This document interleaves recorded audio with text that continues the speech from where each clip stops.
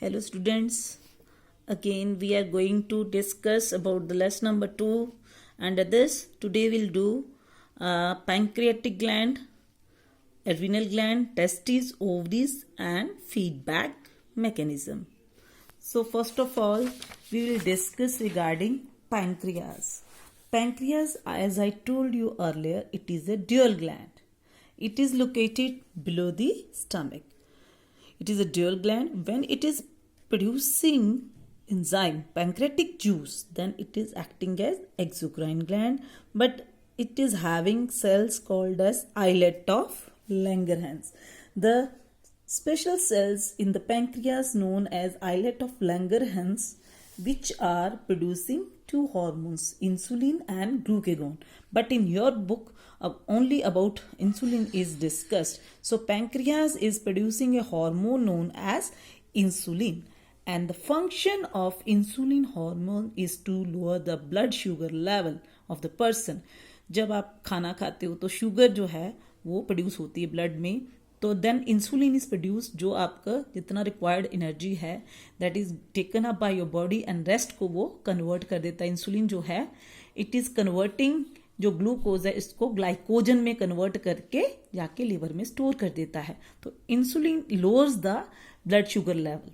तो इस तरीके से ये बॉडी के को बैलेंस रखता है and it is helping in controlling the metabolism of sugar. But due to the malfunctioning of this hormone, pancreas के जो islet of Langerhans cells है, when they are malfunctioning, then the proper amount of insulin is not produced in your body, and due to the insufficient amount of insulin in the blood sugar level rises. और जब किसी person का blood sugar level बढ़ जाता है तो it gives a harmful effect to the body of the person, और उस कंडीशन को क्या हम बोलते हैं, that is called as diabetes. When a person's blood sugar level increases, that person is known as diabetic patient. और जब तो लेस अमाउंट ऑफ शुगर जो है वो ब्लड में सक्रीट हो रहा है, means normal condition little bit more than normal, तो डॉक्टर की एडवाइस से अगर आप you can control your diet, physical exercise और अपना वेट रिड्यूस कर लो तो you can control your sugar level.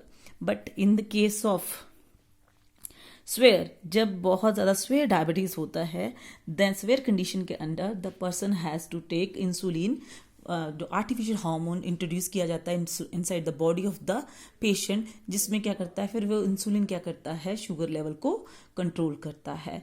And second one is glucagon, जिसका आपको बुक में मेंशन नहीं है. वो ग्लूकेगोन हार्मोन तब काम करता है जब आपकी बॉडी में शुगर लेवल कम है. देन ग्लूकेगोन क्या करता है, आपके जो स्टोर्ड ग्लाइकोजन है उसको फिर से कन्वर्ट कर देता है शुगर में और आपको एनर्जी प्रोवाइड करता है. When you are not taking your meal तो उस टाइम पे ग्लूकेगोन काम कर रहा है, but when you are taking your meal तो उस टाइम पे शुगर लेवल ब्लड में बढ़ेगा, तो उस टाइम पे किसका एक्शन होगा, इंसुलिन हार्मोन का. Is it clear? So pancreas is producing insulin which controls the blood sugar level. Next hormone is adrenal gland. So there are pair of adrenal glands located at the tip of the kidneys. So kidneys के ऊपर a pair of ये yellow color की structures होती हैं. They are present above the tip of the kidney. That is called as adrenal gland, and adrenal gland is producing a hormone known as adrenaline hormone.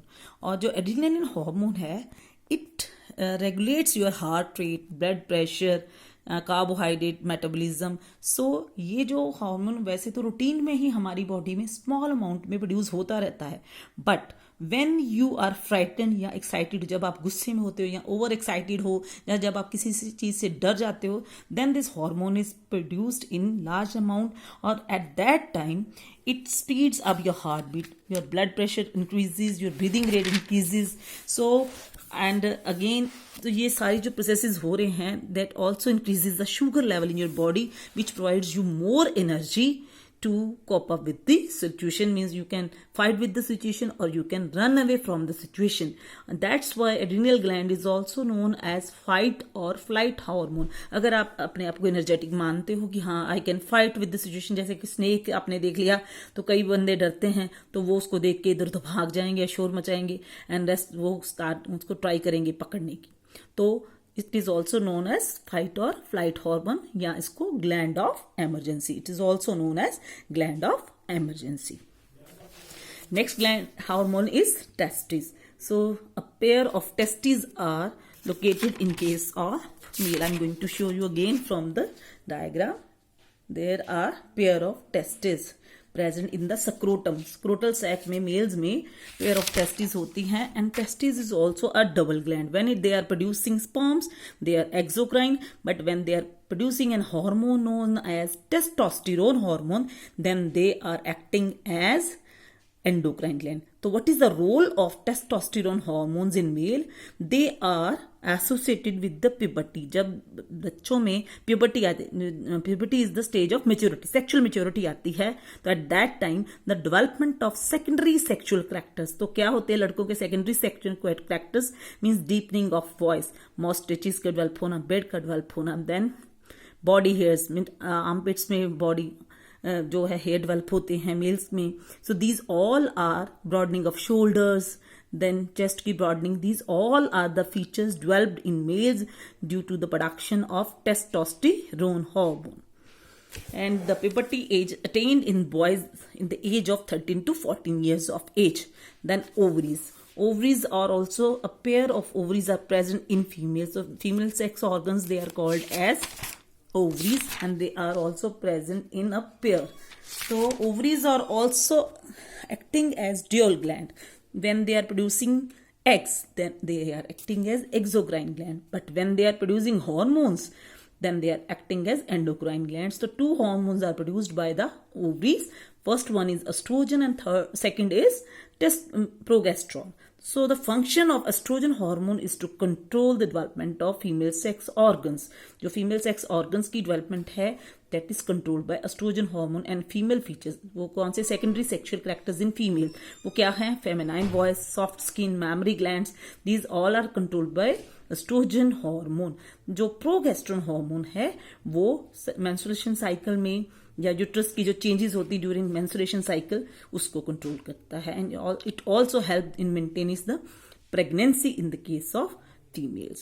So next topic is feedback mechanism. So what is feedback mechanism? The inbuilt mechanism in the body of the organism which control the timing and amount of hormone released by various glands is called feedback mechanism. तो it is inbuilt, ये हमारी body में पहले से बना होता है, और ये क्या करता है? किसी भी हार्मोन की सक्रीशन को और उसकी इनहिबिशन को कंट्रोल करता है, कि अगर ज़रूरत है तो उसकी प्रोडक्शन करेगा, अगर नहीं ज़रूरत तो उसको रोक देगा. सो एक्सेस और deficiency of hormone has a harmful effect in our body. तो अगर इसकी ओवर रिलीज हो जाए तब भी हार्मफुल है, अगर लेसर रिलीज होगी हार्मोन की तब भी हार्मफुल है, वो हमारी ग्रोथ एंड डेवलपमेंट के लिए भी प्रॉपर नहीं है.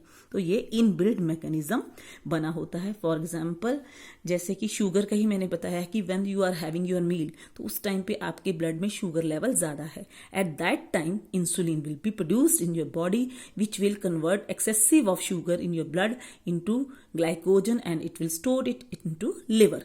तो ये अपने आप उसको कंट्रोल कर लेगा. But when you are not having your meal, जब आपने खाना नहीं खाया, at that time insulin will not be produced, क्योंकि अगर वो प्रोड्यूस हो जाएगी, शुगर तो आपके बॉडी में आगे नहीं है, आपने खाना आगे नहीं खाया हुआ, आपने एक मील अपना मिस किया है, तो अगर वो फिर से इंसुलिन ब्लड में प्रोड्यूस हो गया तो क्या करेगा? वो और शुगर लेवल को फॉल कर देगा, और बहुत ज्यादा शुगर लेवल जब फॉल हो जाए द पर्सन में गो इन कोमा. तो वो क्या है? It is harmful for the person. तो दैट्स वाई जो इनबिल्ट मैकेनिज्म आपकी बॉडी में बना है, it is helping to control the release as well as inhibition of the hormones, and that is called as feedback mechanism. With this chapter is over, beta. Thank you.